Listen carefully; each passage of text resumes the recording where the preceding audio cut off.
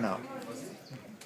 So Integrity Action is formerly TIRI, is an international NGO which is promoting integrity worldwide. And we are mostly active in Africa, Central Europe, and Southeast Asia. We have 4 programs.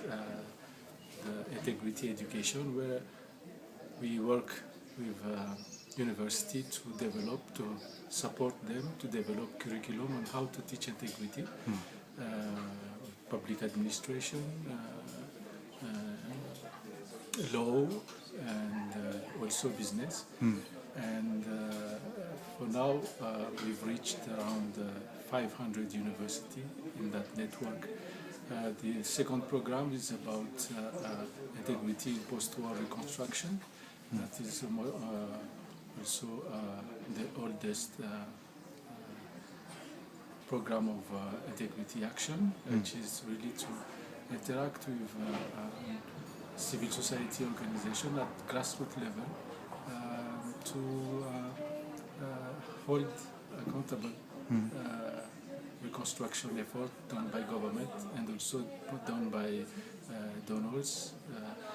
But at international level, that program also tries to advocate for transparency in aid. And with that program, Integrity Action is just incubated the Publish What You Fund, which encourage donors to publish their funding and be transparent, as they also looking for transparency for the grantees, their beneficiaries. The third program is about, it is called Pro-Poor Integrity. It is really working at local government to facilitate a joint work between the right holders and the duty bearers, which is the local government, and the citizen, to improve the integrity status of service delivery in some basic and fundamental rights like water and sanitation, health, education and social protection.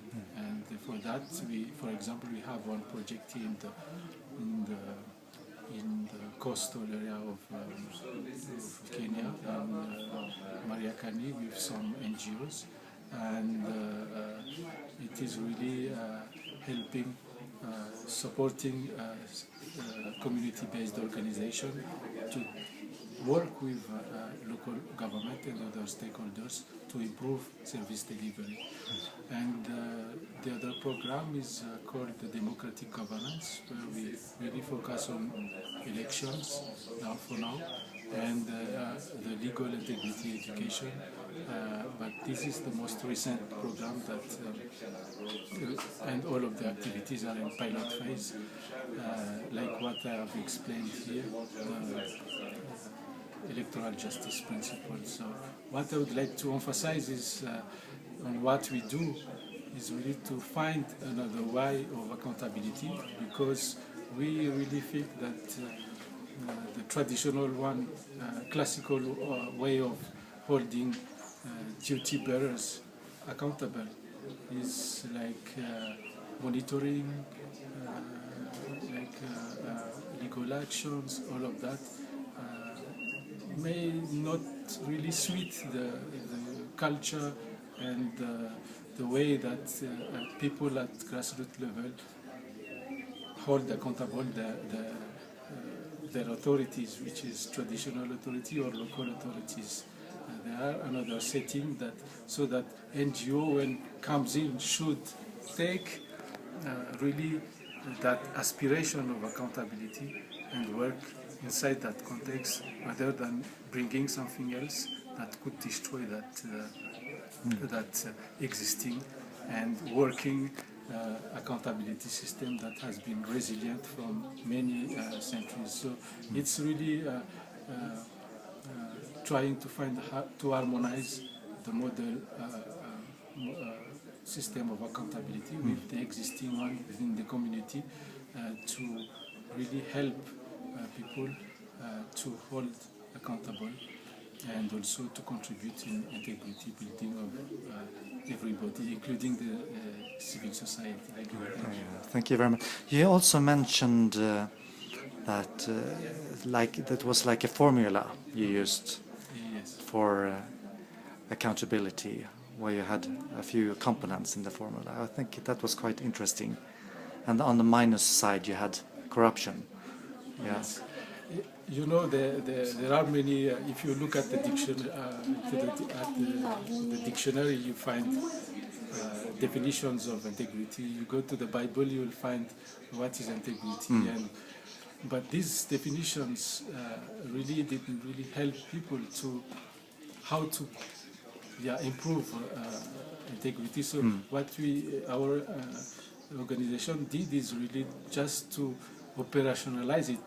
It doesn't mean that it's the right definition, but we try to see what are the elements of an integrity. So we came up with first the accountability, which is very important. And here I need to mention that transparency is just is very important, but alone it can be damaging. So it is part of an accountability system. There is no accountability if there is no transparency, but there can be transparency without accountability. So the other component is ethics and competency in ethics. How do you recognize integrity challenges?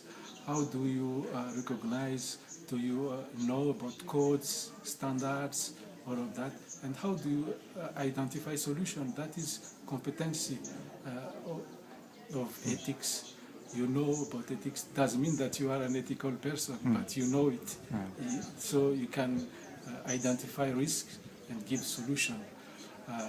But the other component which is really important is competency. And for example, I talked about if you are a medical doctor, if you don't deliver, even if you are ethical, even if you are accountable but you don't deliver, then it doesn't mean anything. So, and that together should not be without corruption. So this is an important element, corruption control. But what we have seen until now is that most of the actions, activities, strategies are focused on corruptions and left out of the scheme those who want to build in the positive way. So that's what we're trying to do, support integrity builders and try to align those four components, accountability, competence, ethics, minus corruption. That's why we call it definition, but it's really to operationalize the concept, which is quite difficult to understand, even if everybody knows about integrity. When you ask about integrity, how do you define it? You will find many definitions. Yeah, of course, okay. Thank you very much. And by your name is? My name is Patrick Rafolisy, and I head the African program of integrity action, which was TIRI before, and also the democratic governance, and we based in Nairobi, Kenya, to try to promote integrity in the African continent. Thank you very much for taking the time. Most welcome.